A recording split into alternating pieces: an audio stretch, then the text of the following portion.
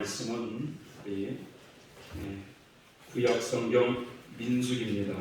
구약성경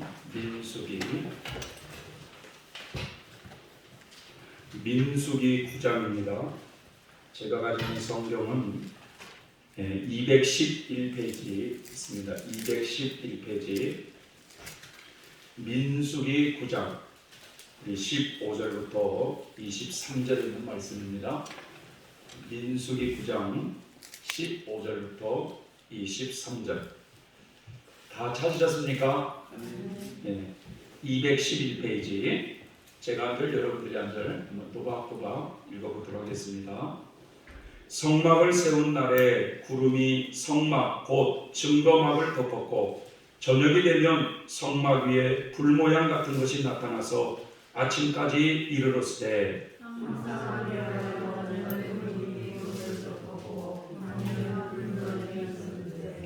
구름이 성막에서 떠오르는 때에는 이스라엘 자손이 곧 진행하였고 구름이 머무는 곳에 이스라엘 자손이 진을 쳤으니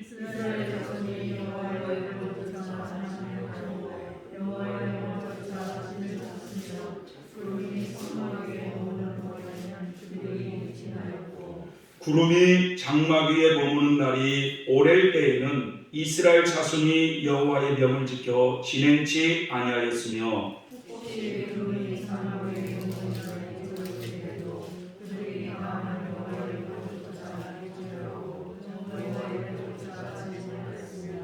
혹시 구름이 저녁부터 아침까지 있다가 아침에 그 구름이 떠오를 때에는 그들이 진행하였고 구름이 밤낮 있다가 떠오르면 곧 진행하였으며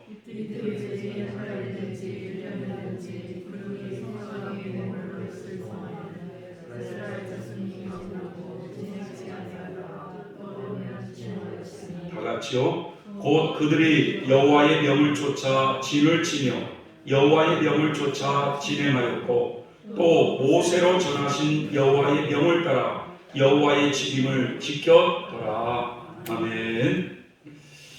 오늘 저는 이 말씀을 가지고 하나님의 인도함을 받는 성도가 되자 하는 이런 제목으로 말씀을 전하고자 합니다. 다시 한번요. 하나님의 인도함을 받는 성도가 되자. 코로나19라고 하는 이 전염병이 참 온 세상을 강타하고 있는지도 1년이 딱 지났습니다. 저희가 이스라엘 성지순례를 다 마치고 이렇게 들어왔는데 그 다음 주부터 이스라엘에서 사람들을 받질 않았어요. 그래서 참 최첨단의 이 과학 시대를 지금 살고 있는 이런 인류는 아직도 이 전염병을 잡지 못하고 있습니다. 이 전염병에 대한 이 치료약을 제약회사마다 앞을 다투어서 막 연구하고 개발하여서 사람들에게 백신을 맞추려고 많이 하고 있습니다만 이 전염병이 인류를 비웃기라고 하듯 새로운 변종 바이러스가 생겨났다고 그런 얘기를 하고 있지 않습니까? 그래서 1년 전에 이런 전염병이 올 줄이야 여러분 누가 알았겠습니까? 앞으로 이 전염병이 언제 어떻게 끝나게 될지 사실 우리는 아무도 알 수 없어요. 그래서 우리 집사님의 기도대로 우리가 지금 살고 있는 이 시대는 혼돈된 시대입니다. 혼돈된 시대. 자, 그렇지만 한 가지 중요한 사실은 하나님이 이 모든 것을 지금 알고 계시고 여러분 이 세상을 하나님의 계획대로 세상을 주관하고 있다는 사실을 알려드립니다. 제가 알고 있는 어느 목사님은 여자 목사님인데 참 수십 년 동안 자정 기도를 해오신 분이셔요. 저녁 12시부터 아침까지 수십 년을 그렇게 한 번도 안 빠지고 그렇게 성전을 떠나지 않고 기도하신 마치 그 신약의 안나 선지자와 같은 그런 분이 계세요. 근데 그분이 그런 말씀을 하세요. 하나님이 지금 성도들을 키질하고 있다는 거예요. 하나님이 성도들을 키질하고 계신대요. 그리고 앞으로 큰 교회들은 무너질 거라고 말씀을 하세요.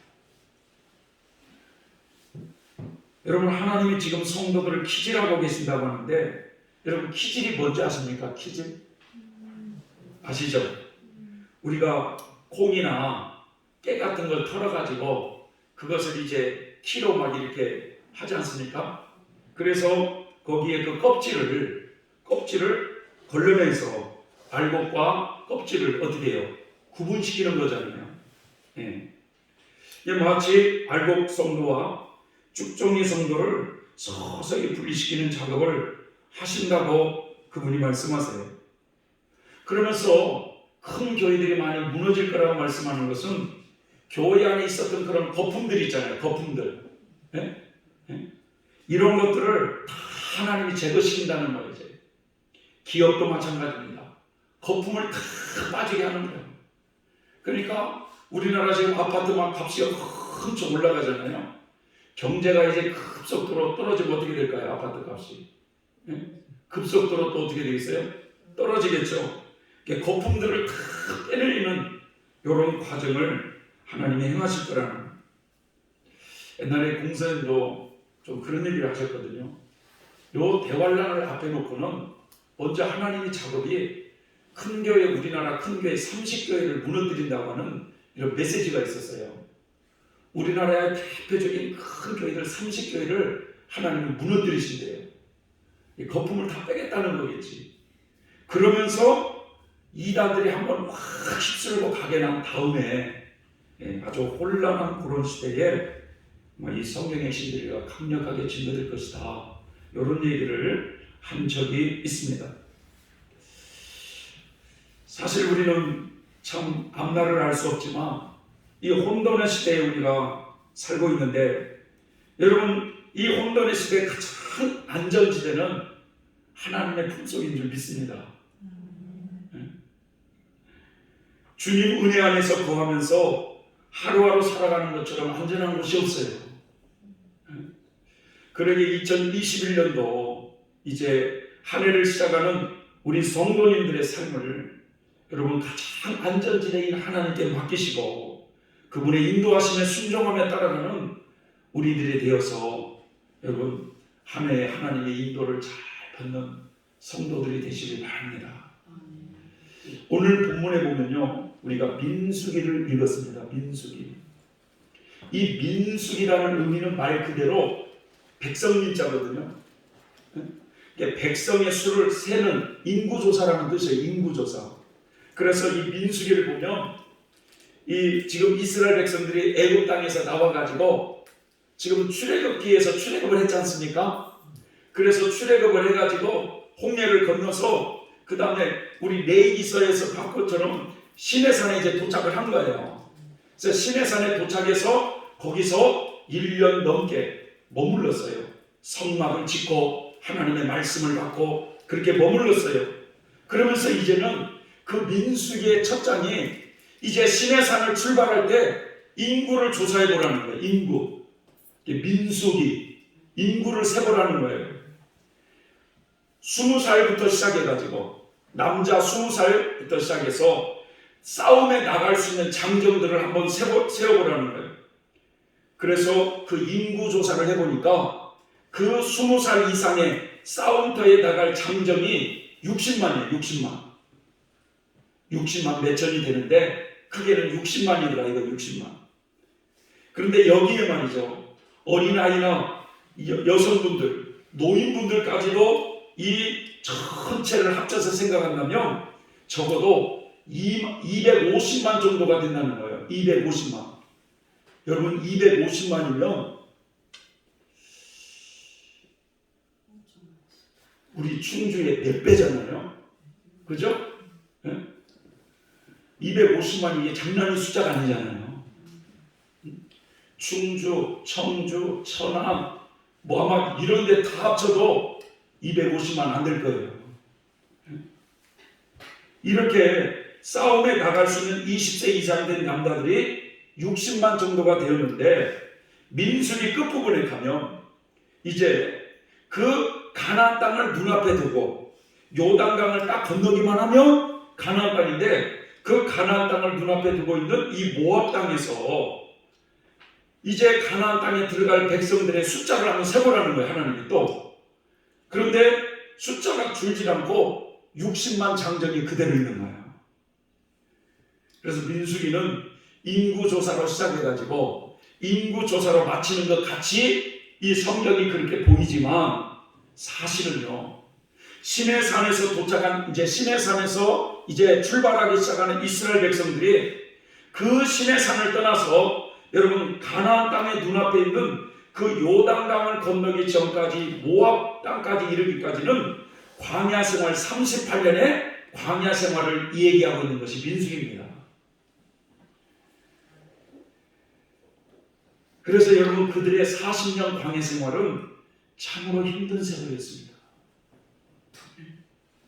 민수기 33장을 보면은 이 애굽 땅을 떠나서 광야 생활이 시작이 되는데, 그들이 요단강을 건너기 전 모압 땅에 이르기까지 40년 광야 생활을 하면서 여러분 무려 42번을 짐 풀었다가 싸고 짐 풀었다가 싸고 하면서 이 광야 생활을 했어요. 어느 날은 며칠 동안 짐 풀었다가 텐트 쳐놓고 거기서 살다가, 어느 날 또 갑자기 거기를 떠나서 몇 주일 만에, 아니면 한 달 만에, 아니면 길게는 1년까지도 기다렸다가 다시금 하나님의 구름 기둥이 움직이면 짐 싸가지고 떠나는 이 나그네 생활을 여러분 42번을 했습니다. 그러니까 40년 광야 생활을 여러분 적어도 1년에 한 번 이상은 짐을 쌌다가 가고 풀었다가 싸고 1년에 한 번 이사했다, 이런 뜻이에요. 쉽게 말하면. 아마 우리 성도님들 중에 한 분이 여러분 예수님을 믿기 시작하면서 신앙의 여정 때문에, 신앙 때문에 주님이 이끄신 대로 자신이 천국 가는 그날까지 1년에 한 번씩 이삿짐을 싸고 나그네 생활을 했다고 한번 해보세요. 한 가정이 그런 삶을 산다고 한다면 여러분 그 부모에게 딸린 자녀들이 얼마나 스트레스를 받겠습니까? 이곳에 살만하면 떠나자고 그러고, 또 친구를 사귈만 하면 또 다른 데로 가자고 하고, 아마 나중에는 자식들도 말이죠, 부모님한테 대들을 수 있어요. 가려면 부모님이나 가라고, 나는 안 간다고. 한 가정이 움직이는 것도 이렇게 힘든데, 여러분 이스라엘 민족은요 250만이라고 하는 대민족이 이동하는 거예요. 한 번씩 움직이는 것이 여러분 보통 어렵지 않겠습니까, 여러분? 우리도 한 가정이 이사할 때 보면, 이사할 때 짐들이 보면 별것이 다 나오잖아요. 그런데 오늘 본문에 보면 이제 이 애굽 땅을 나와가지고 시내산에 도착했던 그 백성들에게 어느 날 시내산에서 성막을 짓게 했어요. 시내 성막을. 그들에게 이제 하나님을 섬기는 말씀을 주시더니, 이제는 그 시내산을 떠나기 직전에 오늘 본문에 이제 이렇게 말씀하고 있는 겁니다. 하나님의 집, 이 성막이 하나님의 집이었잖아요. 그죠? 구약에 이 성막을 세우던 날, 성막을 딱 세우니까 어디선가 구름이 확 몰려오더니요, 그 성막을 구름이 그냥 앞을 볼 수 없을 정도로 하얗게 그 구름이 가려버렸어요. 성막을 볼 수 없을 정도로 구름이 덮었습니다. 그런데 저녁부터 새벽까지는 그 하나님의 집을 덮고 있는 그 구름이, 저녁부터 새벽까지는, 낮에는 구름으로 보이는데 저녁부터 새벽까지는 그게 불로 보이는 거야, 불로. 하나님의 그 불이 그 성막을 덮고 있는 거야. 항상 구름은 이 성막 위에 머물렀으며 밤이 되면 그 구름이 불처럼 보인 거예요. 그래서 구름이 성막 위에 거쳐 올라가면요, 이스라엘 백성도 텐트를 걷고 길을 떠납니다. 그러다가 구름이 갑자기 어디에 딱 멈춰요. 멈추면 이스라엘 백성도 가던 길을 딱 멈추고 거기에 텐트를 치고 있어야 돼요. 이스라엘 백성은 하나님의 명령을 따라서 길을 떠났다가 하나님의 명령에 따라서 길을 멈췄습니다. 구름이 이 성막 위에 머물러 있는 동안에는 이스라엘 백성들이 그 짐에 머물러 있었고 움직이질 않았어요. 내 성막 위에 구름이 오랫동안 머물러 있을 때에는 이스라엘 백성들도 하나님의 명령에 따라 움직이질 않았어요. 어떤 때에는 그 구름 위에, 성막 위에 구름이 며칠 동안 머물리기도 했어요. 며칠 동안. 그런데 어떤 때는 그 성막 위에 구름이 저녁부터 말이죠, 아침까지만 머물러 있는 거예요. 그러면 그 이튿날 아침에 구름이 걷히면 어떻게 되느냐? 이스라엘 백성들은 아무리 피곤해도 길을 떠나야만 했습니다. 밤이든 낮이든 구름이 걷히면 백성들은 길을 떠났어요. 성막 위의 구름은 이틀을 머물기도 하고 한 달을 머물기도 하고 1년을 머물기도 했습니다. 자, 그렇게 구름이 머물러 있는 동안에는 이스라엘 백성들은 움직이지 아니하고 진을 쳤다. 그러다가 구름이 갑자기 걷히면 백성들은 길을 떠났다는 내용입니다. 이처럼 이스라엘 백성들은 하나님의 이 성막을 중심으로 하나님의 명령에 따라서 진을 쳤다가도 여호와의 명령에 따라서 길을 떠나는 광야 생활을 한 겁니다. 그래서 그렇게 고달픈 광야 생활을 여러분 40년 동안 했습니다.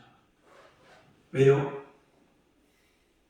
하나님께서 그렇게 훈련을 시키신 거예요. 신명기서 8장 2절을 보면 하나님께서 이스라엘 백성들을 요 40년 광야 생활을 하게 하신 이유가 나와요. 왜 이렇게 그 성막이 움직이는 대로 움직이기도 하고 멈추기도 하고 이런 40년 광야 생활을 하나님이 돌리셨느냐?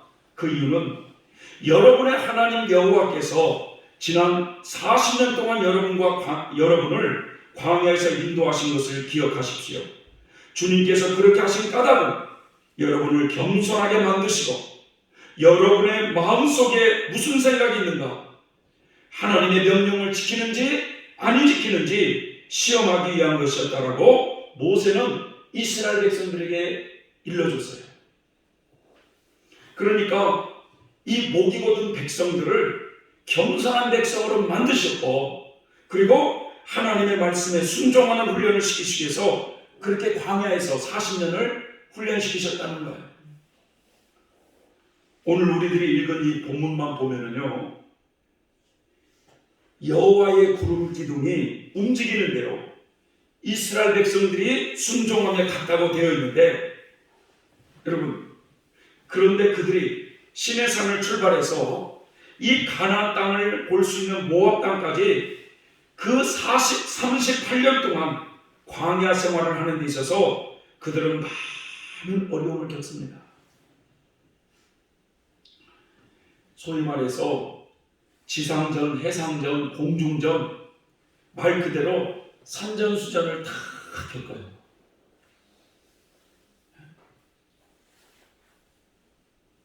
결국 험악한 세월을 보내요. 그 뜨거운 광야길을 가는데 물이 없어 목이 마르면요, 모세에게 당장 물을 내놓으라고 아우성을 쳐요. 가다가 힘들면 모세를 원망하면서 왜 우리를 애굽 땅에서 불러내가지고 여기서 죽게 하느냐 하면서 모세에게 돌을 들어서 죽이려고 해요. 어느 때는 고기가 먹고 싶다고 막 사람들이 그 하나님의 성막을 중심으로 다 12지파들이 텐트를 치고 있는데 그 이스라엘 백성들의 곡소리가 성막에까지 들리는 거예요. 그래서 고기 먹고 싶다고 막 우는 소리가 막 들리는 거예요.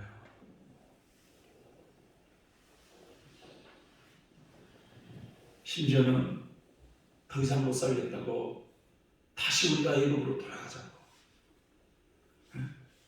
그렇게 아우성을 칩니다.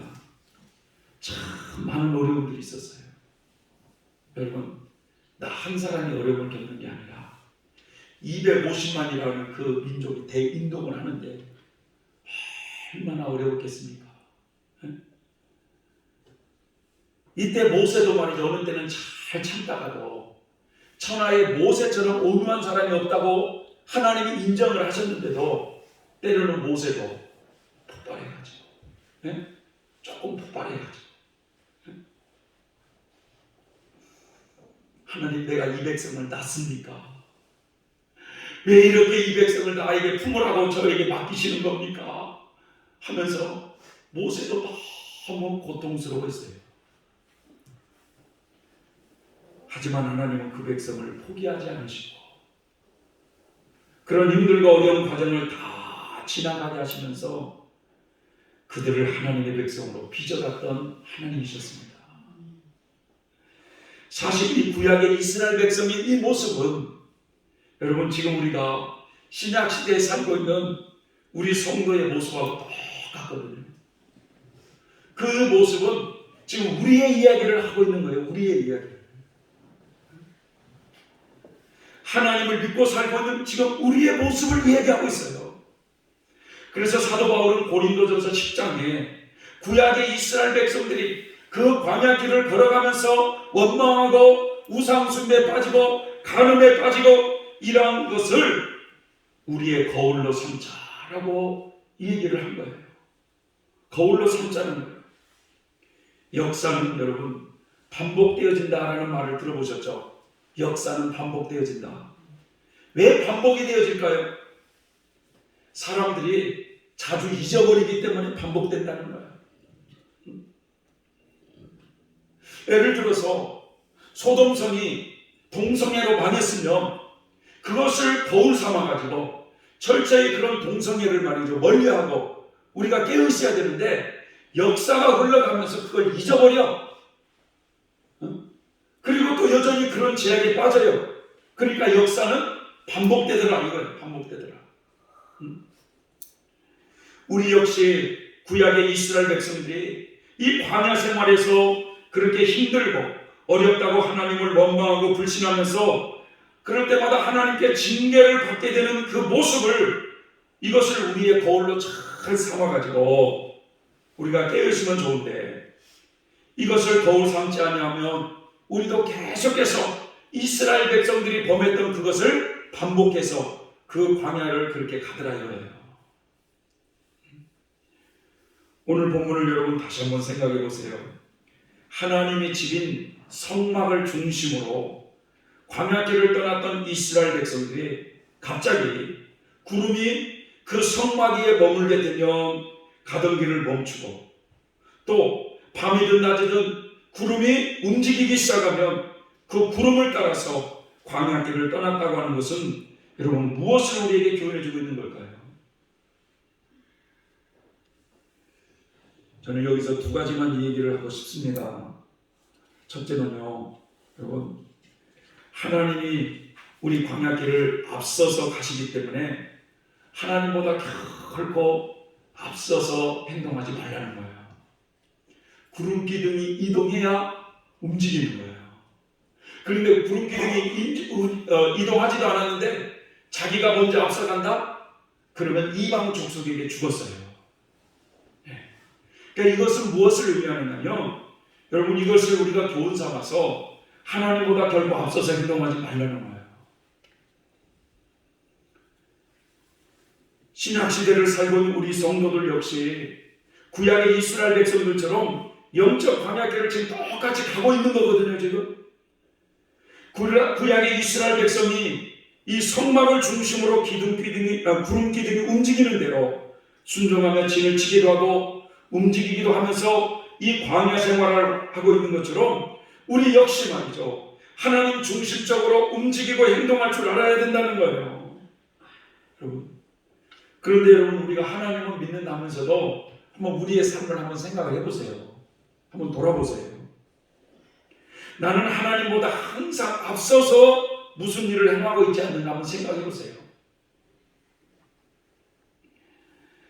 우리들의 모습을 보면 먼저 무슨 일을 해놓고서, 여러분, 무슨 일을 딱 해놓고서 하나님께 그 일을 도와달라고 그렇게 기도하지 않습니까? 그 일을 하기 전에 하나님께 기도하면서, 하나님, 이 일이 하나님께서 기뻐하시는지 잘 모르겠습니다. 하나님과 상관없이 내 욕심이 앞서서 행하고 있는 것은 아닌지 말씀해 주십시오. 깨닫게 해 주십시오. 우리가 하나님께 묻고 행동하는 일이 여러분 사실 드물지 않습니까? 여러분? 이런 것들이요, 하나님보다 다 앞서가고 있는 모습이거든요. 우리들의 생활 속에 이런 일들이 너무 많이 있지 않습니까, 여러분? 야고보서에서는 그런 말씀하는 거예요. 어떤 사람이 1년 동안 어디 저 먼데 가서 내가 장사를 해가지고 돈을 많이 벌리라 라고 하는 이런 생각을 하고 있는 사람이 있었다는 거예요. 그때 하나님이 딱, 너희는 내일 일을 알지 못합니다 라고 하시면서, 너희는 그렇게 말을 하면 안 되고, 혹 하나님이 허락하시면 내가 어디 가서 1년 동안 장사를 할 수 있을지도 모르겠습니다 라고 이렇게 말을 할 줄 알아야 된다는 거예요. 적어도 여러분, 인생에 중요한 문제들이 있을 때, 어떤 중요한 일을 결정해야 하는 때가 있을 때는요, 우리 신앙인들이라면 정말 그 문제를 놓고 여러분 하나님께 기도할 줄 알아야 됩니다. 그래서 하나님의 뜻을 물을 줄 알아야 되는 거예요, 이게. 그래서 아무리 그 일이 인간적으로 좋아 보이는 것 같아도 하나님이 기뻐하시지 않는 것이라고 한다면 포기할 줄 아는 그런 사람이 하나님의 인도함을 받게 되어 있어요. 그렇지 않고 내 욕심에 그냥 그런 것들을 밀어붙였다가는요, 많은 어려움을 당합니다. 우리 인생을 한번 돌아보세요. 여러분, 다윗 임금이 아시죠? 다윗 임금. 이스라엘 민족이 왕정 시대에 들었을 때 다윗 임금은 두 번째 임금이에요. 이스라엘의 두 번째 임금. 그런데 이분은요, 나라의 대통령이었어도 불구하고요, 정말 이분은 하나님의 사람이었어요. 하나님의 사람. 다윗 시대는 전쟁을 참 많이 했어요. 그래서 이 다윗은 전쟁에 참 많이 출전해서 전쟁을 치를 때 이 다윗은 항상 뭐라고 하냐면 하나님께 그걸 묻는 거예요. 하나님, 이 전쟁이 어떻게 될 것 같습니까? 내가 이 전쟁에 싸워야 될까요? 말아야 될까요? 하면서 항상 그 문제를 놓고 물었을 때 하나님은 응답해 주셨다는 거예요.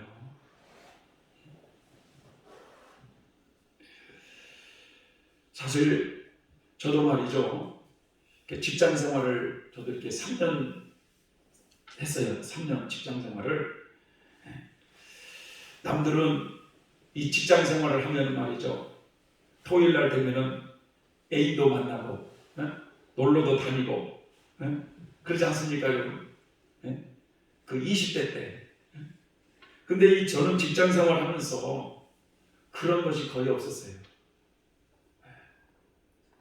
토요일 날 끝나면 친구하고 말이죠, 그 양복을 입은 그대로, 여러분 저기 그 평천동 그 위에 산이 삼각산이거든요. 평천동이라고 아십니까? 그 부자동이라고 있어요. 그 삼각산에 올라가서 기도하고 저녁에 내려오면 국수 한 그릇 먹고 토요일 날 청년 예배 거기 간 거예요. 거의 놀러 다닌 적이 없어요. 네, 하나님이 참 그런 것은 기뻐하셨던 것 같아요. 그런데 왠지 말이죠, 직장 생활을 해도 여러분 3년 동안 직장 생활을 제가 했지만 재미가 없어요. 돈이 말이죠 이렇게 불어나면 재미가 있지 않습니까? 통장에 돈이 불어나면. 네? 그런데도 이 직장 생활을 하는데도 재미가 없어요. 그러면서 어떤 생각이 드냐면 내가 언젠가는 이것을 놓아야 되겠다 라고 20대 때 고민을 했어요. 그런 중에 고민하고 고민하는 중에 제가 이 직장에 사표를 내고 하나님께서 나를 이 수도자로서 불렀는지 정말 그 부분을 응답을 받고 싶어가지고 철원에, 저 강원도 철원에 어느 기도원에 올라가서 금식을 하면서 그걸 물어봤어요. 하나님, 수도자로 불렀는지 하나님이 응답해 달라고. 그렇게 말씀하실 때 토요일날 아침에 내려올 때 하나님이 선명하게 꿈을 보여주시는데, 여러분 이 수도자로 가는 그 길을 하나님은요 서울대학교 가보면 서울대학교 정문에 무슨 뭐 이런 거 있잖아요. 입구에 그 철판 있잖아요. 그죠? 거기에 현수막이 다 걸려 있는 거예요. 현수막이. 거기 현수막이 뭐라고 말씀드렸냐? 환영합니다. 환영합니다 하면서 제가 사관생 제복을 입고 그 서울대학교를 들어가는 모습으로 보여준 거예요.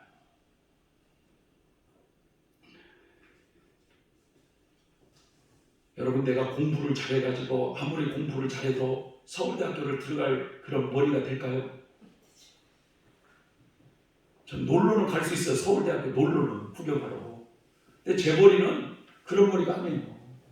그런데 하나님, 정말 수도자로 가는 길을 하나님이 기뻐하십니까? 라고 금식하며 매달릴 때 세상에 사관생 제복, 물방이 그런 제복이 아닙니다. 네? 그 일병, 이병 그런 군인복이 아니라 사관생들 있잖아요. 그 사관생들이 있는 제복을 입혀주면서 거기로 들어가는 그 모습을 보여준 거예요. 그러니까 하나님이 그런 길을 얼마나 기뻐하시는지를 알 수가 있어요. 우리나라에 수많은 대학들이 있지 않습니까? 그런데 수많은 대학 중에서 고려대학교 들어간 것도 아니에요. 연세대학교 들어간 것도 아니고 서울대학교를 들어갔다니까. 최고의 대학. 그 길을 최고로 하나님이 기뻐하시더라 이거야.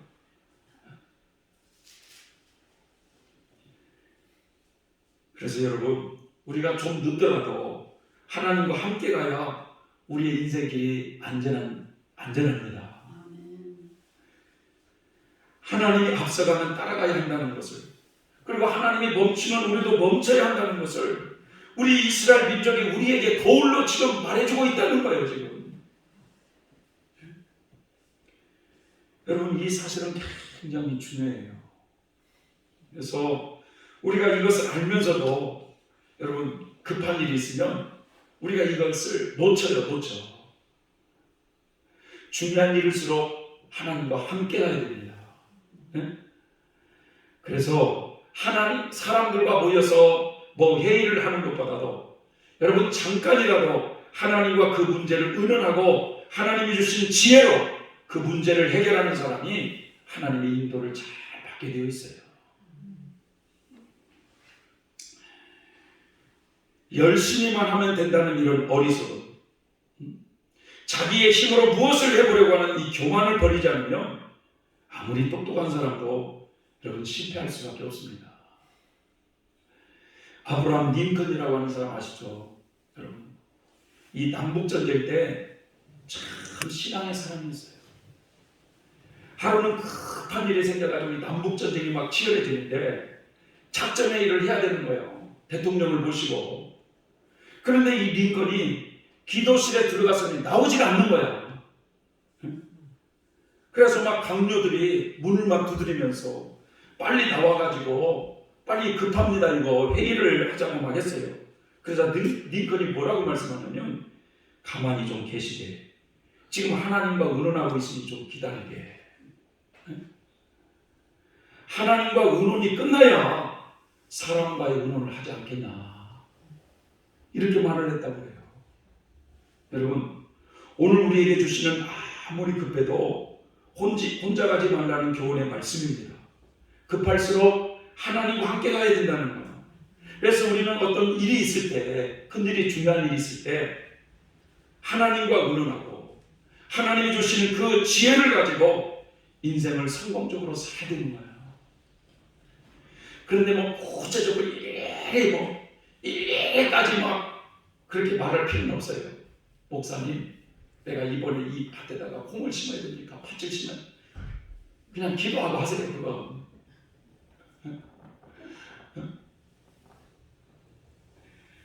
우리 그 김진홍 목사님이 생각이 나네요. 성도들이 굉장히 어려운 그런 시점에 이 성도들의 부업을 좀 어떻게라도 좀 도와볼까 하다가 그 당시 때 영국에서 요크셔라고 하는 그 돼지 있잖아요. 그 뭐지 좀 빨갛게 생긴 돼지. 그 돼지를 수입해가지고 성도님들마다 한 가정에 2마리씩 사게 한 거예요. 네? 2마리씩 사가지고 요 돼지를 키워가지고 좀 수입을 좀 할 수 있도록. 네, 목사님이 말이죠. 돼지를 사라고 이렇게 해가지고 했는데 한 1년이 지나고 나니까 돼지 파동이 나가지고 성도님들이 그 돼지를 다 교회로 몰고 와가지고 목사님한테 그런 거야. 생긴 건 돼지같이 생겨가지고 우리에게 돼지 키우라고 했다고. 네?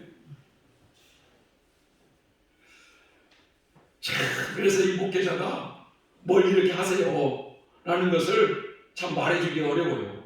그러나 중요한 것은 중요한 일이 있을 때는 여러분, 목사님 제가 이런 일을 하려고 하는데 좀 기도 좀 해주세요.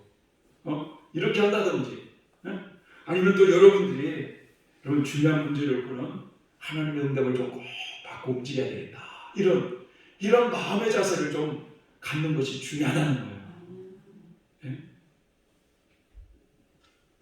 성막을 중심으로 이 광야길을 떠났던 이스라엘 백성들이 갑자기 구름이 그 성막에 머물게 되면 가던 길을 멈추어 그곳에 진을 쳤을 때 모세는 이렇게 기도합니다. 여호와여, 수천만 이스라엘 백성에게 돌아오십시오 라고 이렇게 기도를 하는 거야. 그러다 갑자기 구름 기둥이 떠올라서 이 구름이 인도하는 대로 이제 그러면 이스라엘 백성들이 막 이제 움직이기 시작하면 모세는 또 이렇게 기도하는 거예요. 여호와여, 일어나십시오. 원수들을 흩으십시오. 여호와께서 우리를 가는 길에 우리의 원수들과 싸워주십시오 라고 하면서 그렇게 기도를 했다는 겁니다. 여러분, 이것은 무엇을 의미하고 있는 걸까요? 우리가 하나님과 앞서지 말고 항상 하나님과 함께 하시는, 하나님이 이끄시는 대로 우리가 따라가는 것이 가장 하나님의 인도를 잘 받게 되어 있는데, 또 하나는 뭐냐, 여러분, 하나님은 우리 인생길을 이끌어 가고 계신다는 것을 좀 굳게 믿어야 돼요. 우리가 누굽니까? 하나님은 당신의 아들 예수 그리스도의 피값으로 우리를 사신 분이셔요. 그래서 이제는 우리는 우리의 것이 아니라 하나님의 소유된 백성이 되어버린 거야. 하나님의 것이 된 거예요. 하나님은 당신의 아들을 통해서 우리를 구원하신 분이셔요. 그래서 이제 하나님은 우리를 눈동자와 같이 보살피게 되어 있어요. 복음서에 보면 여러분, 참새 2마리가 한 아사리온에 팔릴 때 하나님의 허락이 없이는 안 된다는 말씀을 하시면서 거기서 뭐라고 말씀하냐면, 너희는 참새보다 귀하지 않느냐, 나는 너희의 머리털까지도 다 세고 있다, 이런 말씀을 하고 계세요. 하나님이 온 인류를 사랑하시지만 그 인류를 사랑하는 가운데 특별히 하나님의 택한 백성들은 더 눈동자와 같이 지키시고 보호하시고 사랑하신다는 거예요. 하나님은 우리들이 많은 허물이 있고 아직도 벗겨져야 되는 죄악의 때들이 많이 있음에도 불구하고 여러분, 하나님의 뜻을 따라서 살려고 하는 성도들을 굉장히 기뻐하시는 하나님이시라는 걸 여러분 믿으세요. 믿으세요.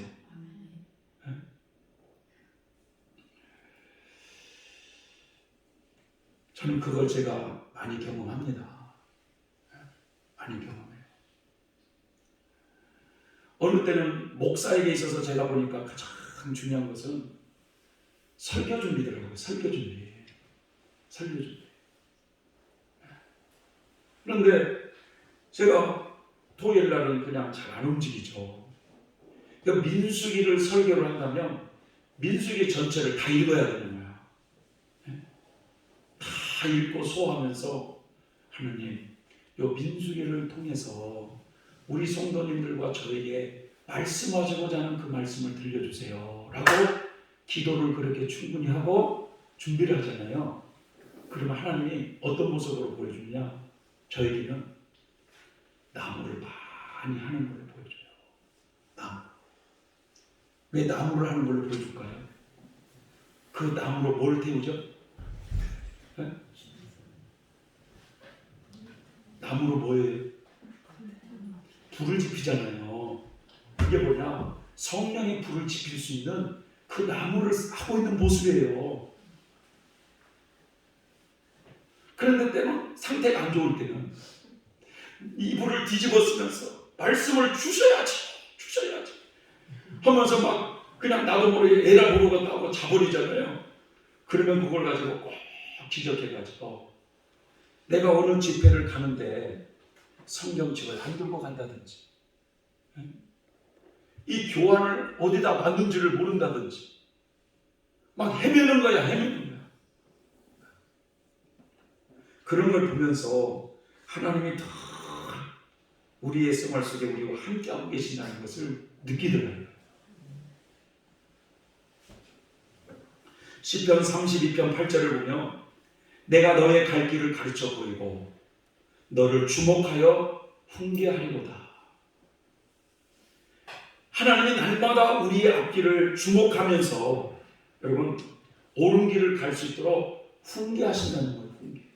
그러니까 우리가 조금 영적으로 잘못하면 꿈을 통해서도 직접 깨우쳐 주시고 이런 것들이 다 훈계하고 있는 거예요. 훈계. 하나님께서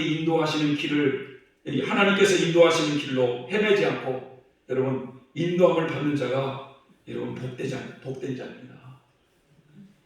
로렌스 형제가 하나님과 늘 동행이라고 하는 이 하나님의 임재 연습이라고 하는 이 책을 쓰신 분인데요.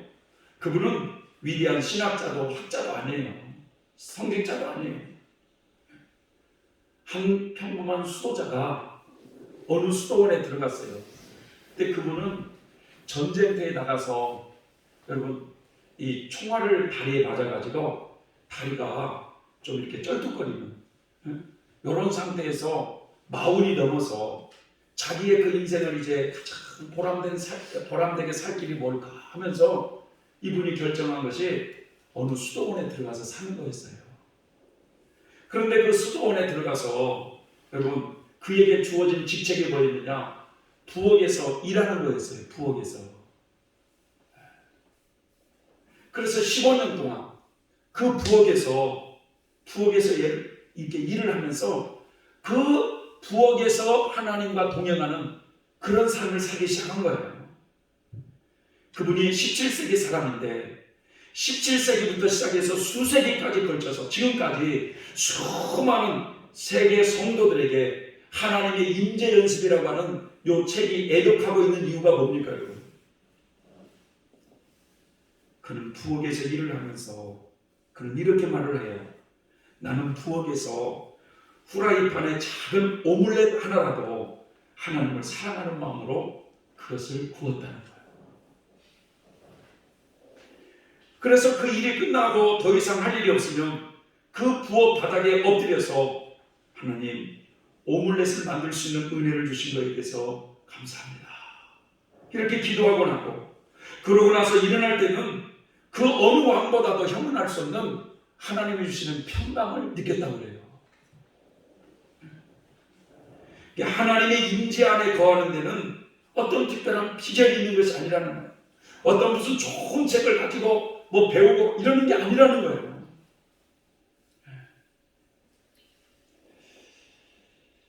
하나님의 임재를 여러분 강렬하게 체험하는 이런 삶이 우리 생활 속에 있기를 바랍니다. 하나님의 불꽃 같은 눈으로 그 이스라엘 백성들을 이끄시고 멈추게 하시고 이끄시고 멈추게 하시잖아요. 구약의 이스라엘 백성들에게 임했던 이 구름 기둥은 하나님이 내가 너희들과 지금 함께하고 있다라는 하나님의 임재를 보여주고 있는 거예요. 구름 기둥이 머물 때 이스라엘 백성들과 함께 하셨고, 구름 기둥이 앞서서 움직일 때 그 이스라엘 백성들을 인도하시는 하나님이심을 알게 되는데, 이것이 우리의 거울이 되어야 된다는 거예요. 사랑하는 성도 여러분, 2021년도 이제 새해에는 우리가 하나님의 인도하심을 잘 받는 우리 성도들이 되시길 바랍니다. 하나님의 인도를 잘 받기 위해서는요, 여러분, 하나님보다 앞서가지 말라는 거예요. 항상 하나님께 묻고 움직이는 이런 훈련된 성도들이 되시길 바랍니다. 하나님의 인도하심을 잘 받기 위해서는 그분이 지금 나와 함께하고 이 광야길을 걷고 있다, 나의 길을 이끌어 가시는 그분이 하나님이시다 라는 것을 우리는 굳게 믿으시기 바랍니다. 코로나로 많은 사람들이 내 일을 할 수가 없어요. 그러나 이 시대에 우리의 길이 되시는 예수 그리스도의 인도함을 잘 받고 가는 자는 하나님이 반드시 지켜주시리라 믿습니다. 기도하겠습니다. 사랑하는 하나님 아버지, 고맙고 감사를 드립니다. 오늘 이스라엘 백성들이 이렇게 하나님의 구름 기둥을 따라서 움직이기도 하고 멈추기도 했던 이 말씀이 우리의 신앙의 거울이 되게 하여 주셔서 우리들도 이 광야길을 하나님과 함께 걷는, 하나님과 함께 멈출 줄 아는 신앙생활이 되어지게 하여 주시옵소서. 예수님의 이름으로 기도 올려옵나이다. 아멘.